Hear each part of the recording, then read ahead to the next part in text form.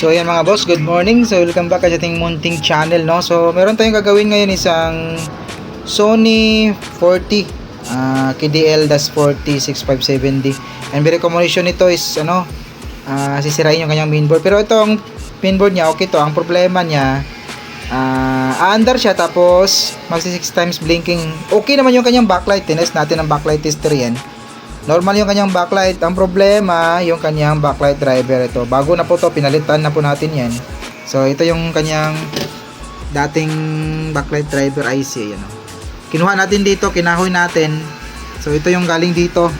Tapos, ito naman, yung, yan? Yung pinalit natin ito. Ayan, no? May marka pa ng, ang tawag doon? Flux.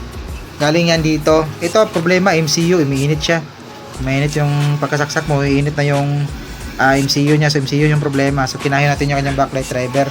So ito, nag-normal na po yung unit natin. Ito, gumana na siya, gumana na yung backlight niya. Ang problema, walang picture, dim display lang. So nang makita natin na dim display, tinik natin yung kanyang panel. Meron tayong nasukat na leak na CKB line. So ito yung kanyang leak na CKB lines doon sa linya ng CKB2N.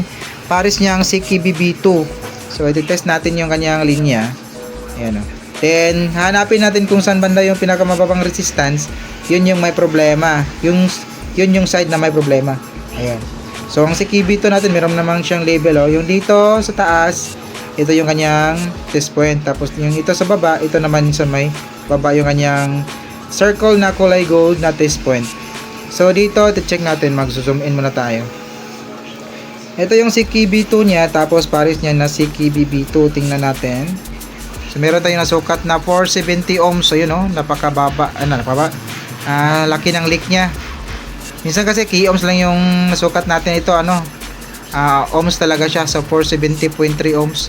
So, ngayon, dito sa my right side, 470.3 ohms siya. So, dito hanapin natin sa kabila. Kung saan banda yung may pinakamababang resistance na masukat natin, doon na side yung may problema. So, dito naman, kinuskos na po natin yung linya para diretso na tayo. Yan, kita nyo ba? Yung linya na kinuskos natin. Ito yung CKB-B2 pares niya. Ito naman yung CKB2. So, nakatutok tayo. Tingnan nyo naman. Ayun, may nasukat tayong 466.6. So, kabila 470. Dito 466 ohms. So, ibig sabihin yan, mas mababa yung left side natin kaysa doon sa may right side. So, ang ibig sabihin yan, dito sa may left side yung may problema. So, ang gagawin natin, kakat muna natin yung dito, yung kanya CKB2 and CKB-B2. Then, pag nakat natin yung dalawang linya na yun, check natin ulit yung resistance dito kung magbabago ba. Ayan. So, kakat lang muna natin. Hindi natin ipapakita kasi medyo masilan siya. Kailangan natin ng dalawang kamay and wala tayong taga-video and yung ating stand is naiwan po sa bahay. So, kakat lang muna natin yung dalawang linya dito, no? Dito mga paps, continue tayo, no? Ayan. So dito meron tayong nakat na po natin yung dalawang linya, kita ba? Medyo malabo siya. Ayan. So yun, may nakita na ba kayong daanan ng cutting? So nakat na po yung dalawang linya, yung CKB2 and CKB-B2. So isang daanan lang. So dalawang linya lang pong kinat natin, hindi po natin kinat lahat yan. Kita pa ba? Ayan, zoom in natin, ayun, kanya yung daan ng blade natin, blade yung gamit natin na to. So nakat na po natin dalawang linya na yan. So ngayon, titest natin ang resistance reading. So dito tayo kasi meron siyang test point nakaparallel naman to sa may kabilang side. Pero pinutol natin yung doon na banda kasi yun yung pinakamababang resistance, diba? So ngayon, check natin yung resistance dito kung nawala ba yung CKB2 and CKB-B2. So nakatutok tayo.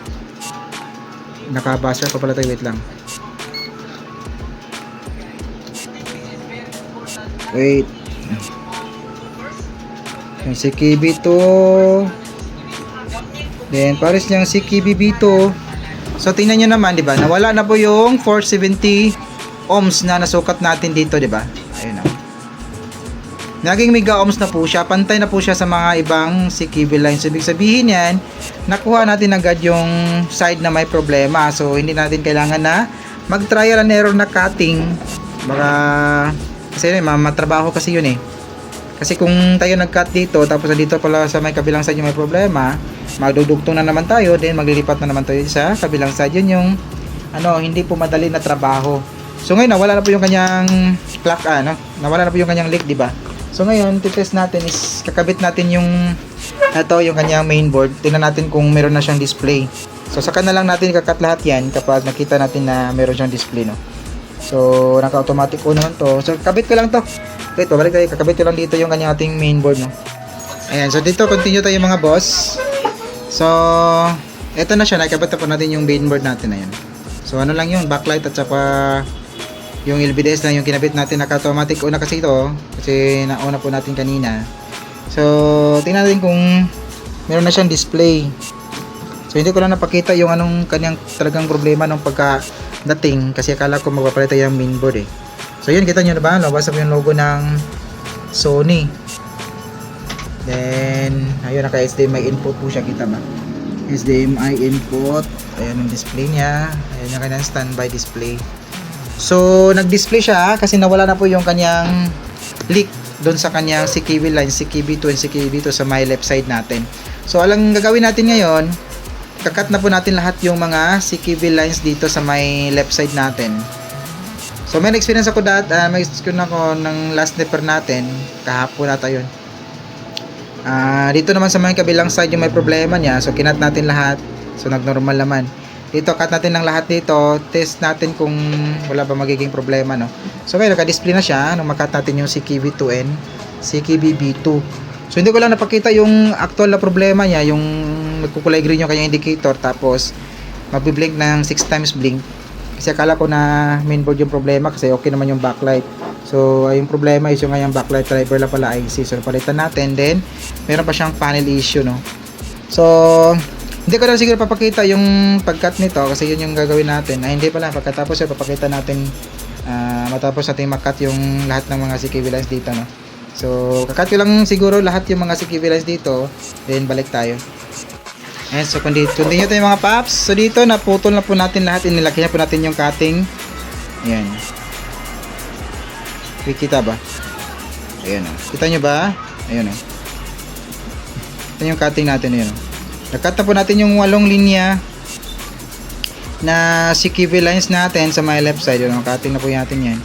And hindi na po natin lagyan ng 1K resistor to ground yan kung hindi makaka-pine lines. Kasi may experience ako na kahit na kung okay naman yung display tapos lagyan natin ng 1K resistors, makakaroon na siya ng fine lines. So baliktad. So doon lang tayo maglagay ng 1K resistor to ground kung meron siyang fine lines. Ayan. So nakat na po, kita nyo ba yung cutting natin? 8 linya na po yan yung nakat natin papasok sa may source scope natin. So titest natin kung wala bang aberya o wala bang naging problema sa kanyang display. Tingnan natin.